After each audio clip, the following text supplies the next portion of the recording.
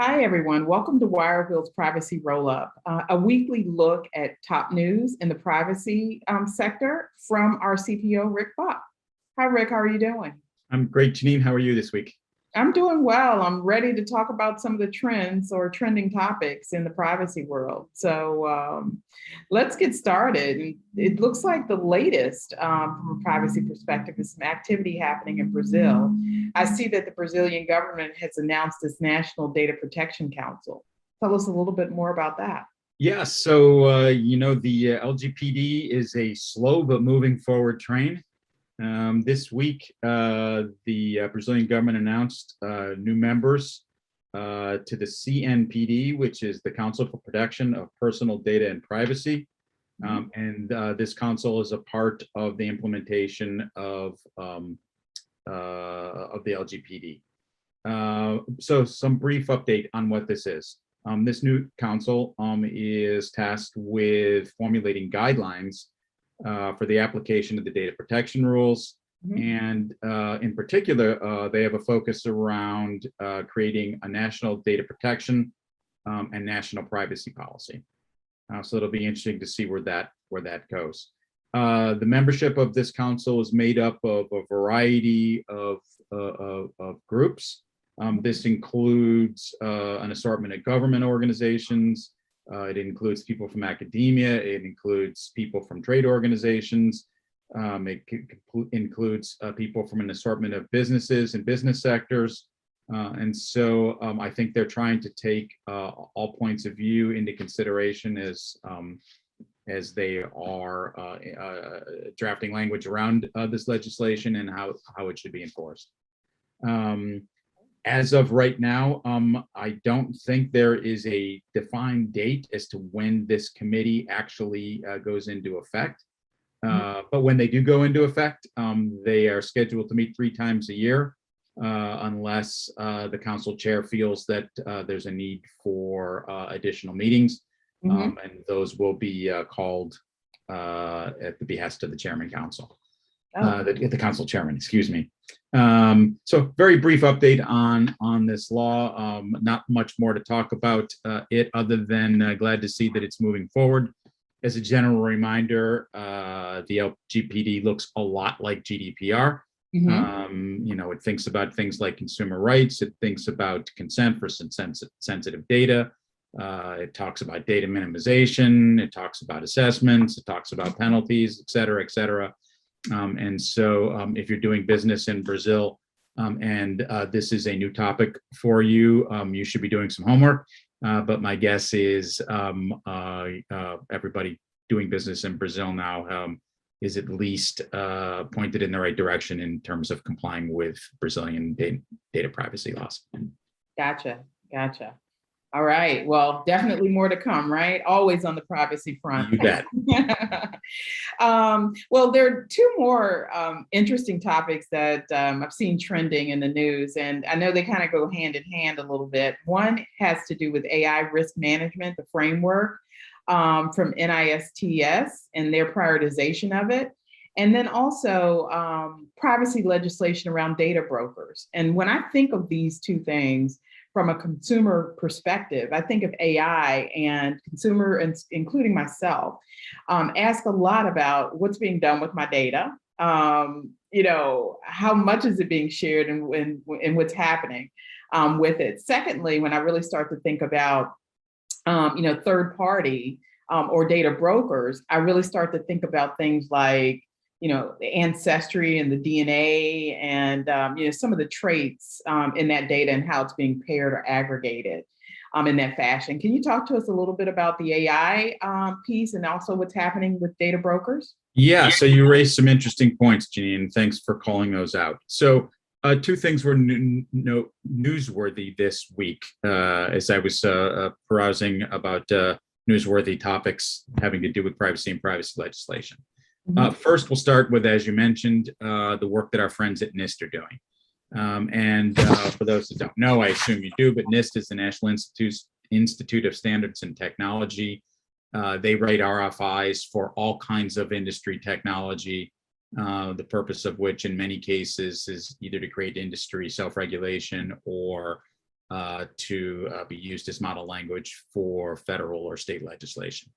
And in this case, they are drafting language, an RFI, that's going to be what they hope to be directed at Congress in an effort to promote federal legislation, privacy legislation around the responsible use of artificial intelligence technologies. From their point of view, and I think it's common sense, I think everybody would agree with this.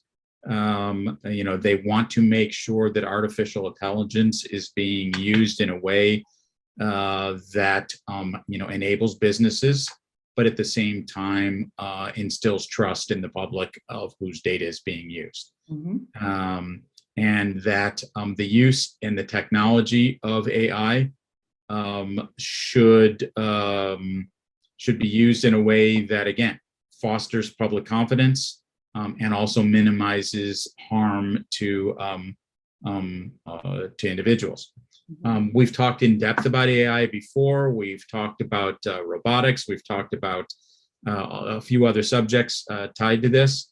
With vast amounts of computing power and vast amounts of data being manipulated, I think it's important that we consider in this day and age how we harness that and how we put regulation around that such that it's used responsibly. Mm-hmm. I'll dovetail that into where data brokers fit into this. So I read an article in last week's National Law Review newsletter, and they were calling out the need for privacy legislation specifically directed at the data broker community. Mm-hmm. In full disclosure, for the first third of my career, I worked as a data broker and in the data broker industry. And I will say with full confidence that there are many. In fact, I would say the majority of players in the data broker industry are collecting and using data appropriately and legally and ethically. But there are plenty of players in the industry who are not. And so I think it's important that rules be established in which the data brokers all have a level playing field, but at the same time, certainly protects consumers, much in the way the processing of artificial intelligence comes into this conversation. Mm-hmm. Some historical perspective on the way data brokers have been viewed on the Hill. In most recent past, back in 2000, the FTC did a report. It was the Privacy Online, Fair Information Practices in the Electronic Marketplace. They called out a number of things, but most specifically, even back as far as 2000, they had called out the need for strong and comprehensive privacy legislation. That never came to fruition. Then fast forward a little bit to 2014, the FTC issued another report, this one directed specifically at and calling out, I think it was 10, I'm sorry if I got the number wrong, but 10 different data broker firms mm-hmm. on their business practices. And as a result of that, two things came out of that. One of which was that there should, again, be national privacy legislation. And second of which, that there should be industry self-regulation. Mm-hmm. We did not see national privacy law.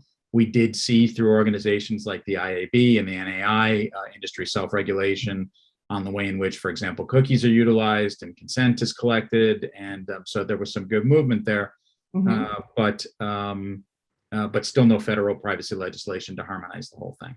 Right. If we fast forward this conversation and elevate it beyond even the data broker part of this to today, in 2021, as we're influenced by things like all of the recent very high profile data breaches and the harm that that's caused to consumers. Mm-hmm. As we think about the decisions that were made in the Schrems 1 and 2 decisions and the invalidation of the Privacy Shield program, and the reevaluation of standard contractual clauses language, there seems to be more and more energy directed at putting together a comprehensive federal privacy law. Right. And what's going to be important and what's interesting is that, we think about organizations like NIST. We think about organizations like the Uniform Law Commission, which we highlighted in last week's recording, which are drafting very specific language to Congress to be used on a state level or on a federal level to influence the way in which national privacy legislation should be established.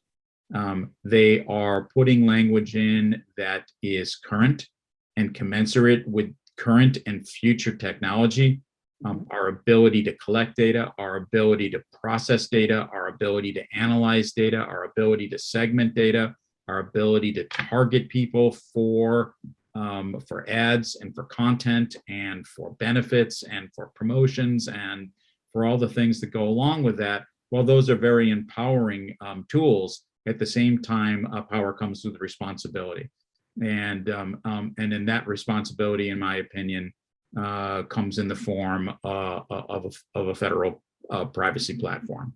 Right. One that protects consumers, but one that also doesn't become a bottleneck or a choke point for businesses, because we don't want to foster, we don't want to inhibit commerce, but we also want to be able to protect people's privacy and protect the data that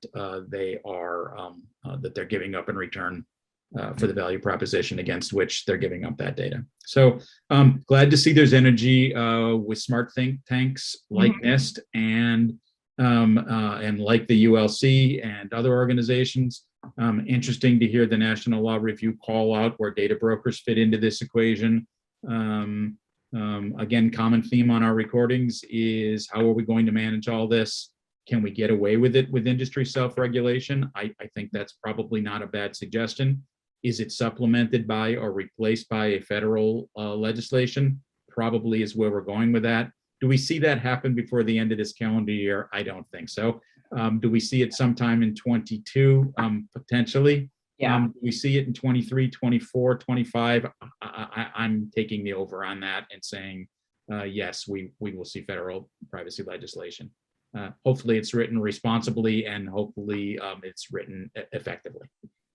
Well, and as we know, and we've talked about, and all of our viewers know as well, this is very complex. So Very there complex. are a lot of, there are a lot of complexities throughout all of this. And the one thing that's interesting that you talked about, and as a marketer myself, it's just important that everyone in whom this touches is really well versed in all of the activities that are happening, because the changes are happening so quickly. And, being able to really kind of stay on top of that is extremely important at this point. Yep. So thank you for your updates. I'm always excited to talk to you each week about this, and we'll definitely continue this stream of conversation.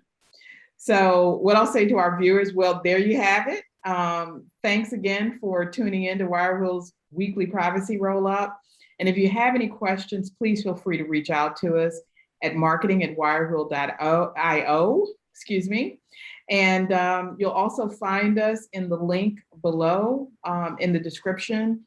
And, we look forward to seeing you next week as well. And be sure to subscribe to WireWheel's YouTube channel. And again, thank you for your time today. And thank you, Rick. As always, it's my great pleasure, Janine, and thank you to all who continue to listen in on this broadcast. See you next week.